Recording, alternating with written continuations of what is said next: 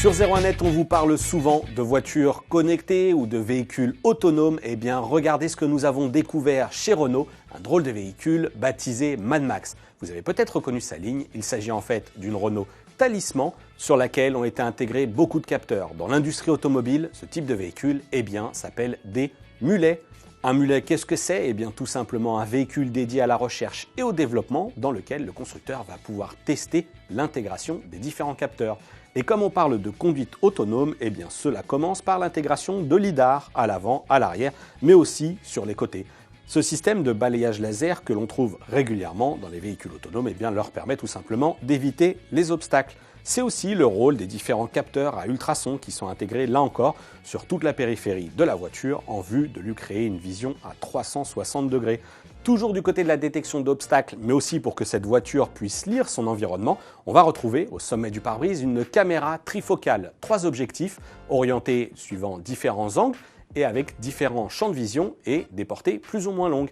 Un champ de vision par exemple un peu plus large permettra de voir ce qui arrive sur les côtés de la voiture, alors que le champ de vision plus étroit mais avec une longue portée permettra d'anticiper si jamais un obstacle vient à surgir un peu plus loin sur la chaussée.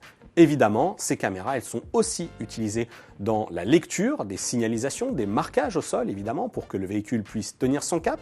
Du côté des signalisations, le véhicule va lire les limitations à respecter, mais évidemment aussi les feux tricolores. Comme vous pouvez le voir, à l'état de mulet, l'intégration des différents capteurs est un peu brute et ressemble parfois même à du bricolage. Ce qui est sûr, c'est que les constructeurs se doivent de respecter l'équipement de série d'un véhicule pour circuler sur la route, et ce qui donne parfois lieu du coup à des doublons. Et regardez, on le voit ici, on a un rétroviseur classique et un drôle d'objet juste au-dessus, imprimé en 3D. Pierrick Cornet de chez Renault nous en dit un petit peu plus. Ici, on étudie une rétrovision par caméra.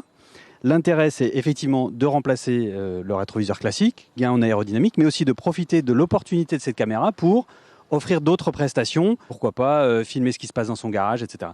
Donc, première intégration, simple, pratique, évaluation des performances, et ensuite, prenant en compte cette évaluation, prenant en compte les performances attendues, les contraintes du design et du style, on va pouvoir faire une intégration beaucoup plus propre, et ainsi mesurer, avec un proto bien sûr un peu plus cher, l'ensemble des performances, prenant en compte toutes les contraintes.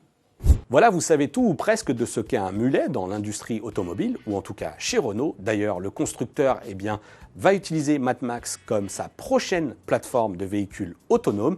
Mad Max est d'ailleurs donc un talisman, je vous le disais, qui a en plus été remanié côté motorisation, puisque le bloc thermique a laissé place à un moteur électrique et évidemment son pack de batterie. À l'arrière de Mad Max, évidemment, on va retrouver beaucoup de composants électroniques nécessaires à la puissance de calcul pour la conduite autonome.